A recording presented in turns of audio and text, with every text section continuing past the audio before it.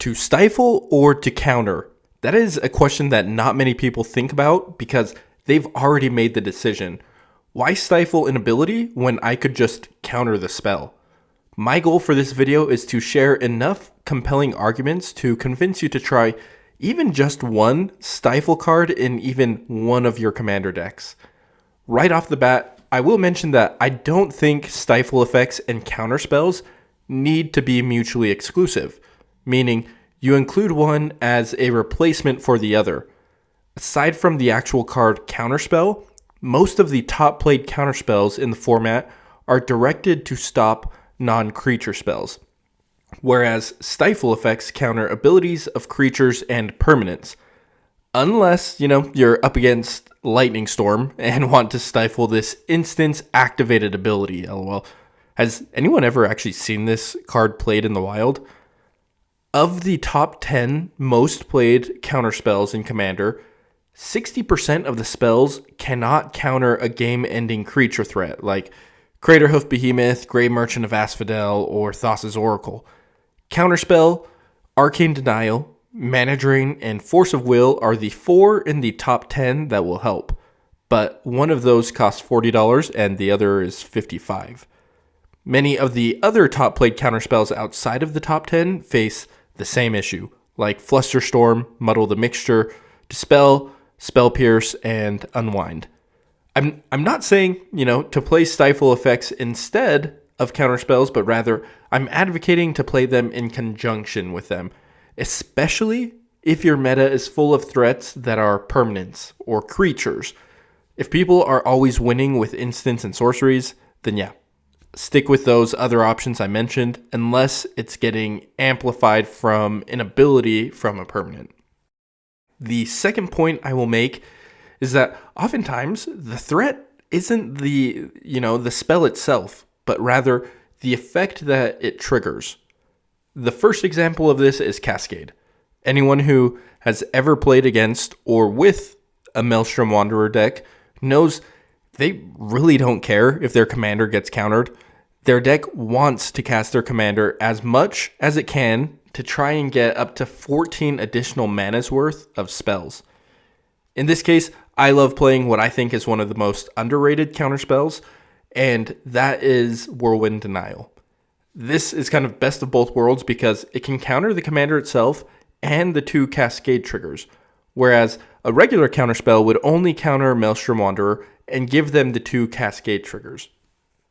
Aside from Cascade, Storm is another effect that can end games. Storm, however, is a triggered ability that functions on the stack. So the Storm trigger itself can be stifled. Let's say someone is playing like the actual commander, Storm Force of Nature, and they successfully attack, they have protection, they have ways to get through, and they trigger their ability. So when they cast their next turn, let's say in Storm Force of Nature fashion, they cast an extra turn spell. The Storm triggered ability would hit the stack, and in a normal situation with the counter spell, you can counter the original extra turn spell, but the Storm trigger will resolve and they will get 4 or 5 or 6 extra turns, essentially making the counter spell, useless. With a card like Trickbind, however, you can ensure you counter the Storm trigger, but the original extra turn spell will still resolve, meaning, they take 1 extra turn instead of 6. Once again, if you have Whirlwind Denial, you can counter both the extra turn spell and the Storm trigger at the same time. A third instance is for cards with strong cast triggers. For example, Hideous Taskmaster is a rather new card that can end games. When you cast it, you gain control of up to 1 creature each opponent controls. You untap them and they gain Trample, Haste, and Annihilator 1. If this spell is countered, it doesn't matter because the creature, it goes to the graveyard, but the powerful cast trigger still resolves. So they still have 3 Haste, Trample, Annihilator 1 creatures that they stole and can now swing either for the win or take out you. Eldrazi creatures in particular, I think, have some pretty good on-cast effects, and they've become pretty used to the effects resolving because most people don't run Stifle effects. Aside from, cast triggers, Stifle effects are great for countering game-ending activated or triggered abilities. Keep in mind, any enter the battlefield effect is a triggered ability. So while a counter spell, it would do the trick for getting rid of the creature with the ETB, it doesn't stop a creature from being blinked. Speaking of these creatures being blinked, but not cast, this can counter the ability of bringing back a creature at the end of turn from so many blink spells. Cards like Lae'zel's Acrobatics, Ghost Away, Semester's End, or Teferi's Time Twist all say to return those creatures to their owner's battlefield at the beginning of the next end step. That bringing back when the end step begins is a delayed trigger, which means you can pay one to stifle it, and all those creatures are exiled permanently, including the commander. This strategy, can also work to get rid of the pesky Norin the Wary permanently. You can blink someone's commander even with Rune of the Hidden Realm, and if they don't know you're running Stifle Tribal, then their commander is exiled permanently, just lost somewhere in the void. My third point is in regards to the argument that I should just play a counterspell instead of a Stifle effect. However, this statement to me is making a big assumption, and that is that I actually have the counterspell in hand at the time the threat in question is cast, and it's the one that can hit the threat, like if it's a creature. In that case, the counterspell doesn't do anything for you if the huge threat is already on the board. So this expands the life cycle that Stifle cards can have in terms of impacting against the game and countering the big threat, because it doesn't need to be in your hand at the time the threat is cast. So to illustrate this example, let's use a win con like Aetherflux Reservoir. Yeah, I know, real original. But I'm using this as an example of a card with a powerful activated ability that can be known to win, and most people have at some point probably lost to this card. For the sake of this argument, let's say, that you should have just countered the Aetherflux Reservoir. That's assuming that A, you had the counterspell in hand if they played it on turn 4, and B, you didn't use all of your mana on turn 3, so you're able to cast the spell. If you draw your counterspell on turn 5, then in a vacuum where this is the only win con that ends up, or this is the win con, that ends up winning the game, then your counterspell didn't help.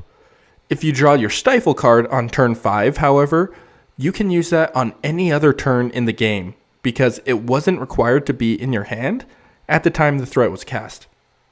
This is an obvious example, but it can apply to many more permanents with a strong activated ability than people think.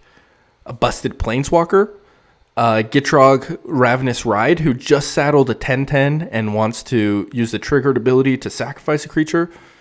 Let's say Najeela, Greater Good, Realm Breaker, the Invasion Tree, Stella Lee Wildcard, Birthing Pod, and so much more.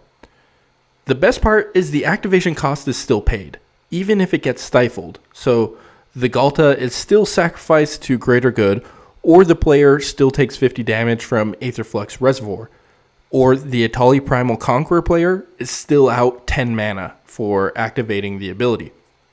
Yes, I will say that a lot of these costs can be activated again next turn, but in many cases, one more turn is all you need.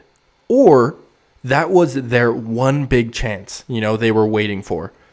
With Stella Lee, let's say, she can copy a spell again next turn, but maybe they cast Overmaster as their second spell to protect their Twisted Fealty win con. But now that's gone because she isn't able to tap and copy the spell. Or the Greater Good player was banking on sacrificing their Yargla and Multani and didn't expect a Stifle because no one plays it. And, if it was going to be removed, they could just sacrifice it at instant speed. If you really want to, you could even stifle someone's fetch land, to send a message. But in summary, activated abilities can win games. And for permanents with those game-winning activated abilities, the counterspell doesn't save you if it wasn't in your hand at the time of casting. but the Stifle has a bigger window to be relevant. You could play removal, but there's so many factors like hexproof, indestructible, etc. I'd actually love to hear, please drop a comment about the funniest use case you've seen from a Stifle spell, whether it was you that got wrecked or you were the one causing the wreckage. I'll pin my favorite one. If you are enjoying this content, we'd love to have you in the Patreon Discord. We share so many of our favorite unpopular commander deck lists. There's some TTS games that have gotten started, and there's a ton of deck tech recommendations. I really do appreciate everyone who is part of the community. The support goes farther than you know in getting diapers and formula for the 2 baby girls. Any other girl dads in chat? There are 2 more points I will make today. The first is that there is more and more protection from counterspells these days. We got Cavern of Souls, Rhythm of the Wild, Allosaurus Shepherd, Destiny Spinner, or Delighted Halfling. All of these are popular options. So in the case that someone plays a game-ending creature with an ETB or a permanent with a triggered or activated ability, there's a chance it is protected from being countered, but the game-ending ability itself isn't protected from being stifled. I anticipate this actually, to become even more common with the upcoming release of Mistrise Village. Okay, can we actually talk about this for a second? Like, who is the blue mage on the R&D team, LOL? Like, this is just 1 mana to protect your next spell versus 4 mana to Surveil 2 or 4 mana to exile the top card of your library until your next turn. Yeah, it seems balanced. Speaking of protection, Ward is also a triggered ability that can be stifled. So that's something that you can keep in mind if you have a friend who is always running commanders or creatures with high ward costs. The final point that I will mention is that Stifle effects can be used offensively, not just defensively.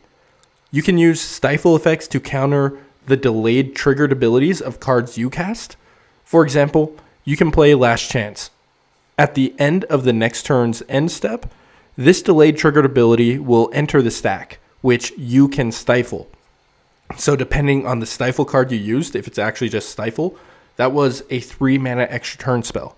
Same applies to other cards like Final Fortune, Warrior's Oath, Chance for Glory, or Alchemist's Gambit. Pact of Negation is another card with a negative downside. If you really need to, you can stifle the ability requiring you to pay 5 or you lose the game. Another use case is to stifle the delayed exile triggers from Myriad when it enters the stack. The way this would work is you attack and you get your Myriad triggers.